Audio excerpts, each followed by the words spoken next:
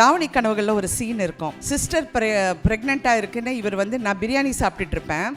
இவர் வந்து junior artist. நாங்கள் அதில் அவர் வந்து சொல்லுவார், இந்த மாதிரி என்ன டைலாக் எழுதுறான், என்ன இது என்னமோ, அப்புறம் கடைசியில் இல்லை நான் உனக்கு சொல்ல பலார்னு ஒன்று அரைஞ்சு அப்புறம் அந்த சீனை சொல்லும் போது பாரதி ராஜா அவர்களை பார்த்து it is so much real லைஃப்பில் நடந்தது. அவர் வந்து ஒரு சீனே திருத்தி சொல்லுவார். எதுவாக இருந்தாலும் டைரக்டர் அப்படியே தோள் மேலே கையை போட்டு அவரை கூட்டிகிட்டு போய் அப்படியே பேசி அந்த சீனை உருவாக்கி அந்த வகையில் வந்த சிறந்த படைப்புகள் சிகப்பு ரோஜாக்கள், கரெக்டாக, நிறம் மாறாத பூக்கள். அங்கே தான் பிரச்சனையே வந்தது. சரி விடுங்க. ஆனால் பெரிய கொடுமை அவர் கூட நடிக்க போகும்போதுன்னா டைலாக் பேசி அப்படி திரும்பணும். அந்த 3வது லைனில் தான் கண்ணீர் வெளியே வரும். இது என்ன டேப்பாக வச்சுருக்கேன்.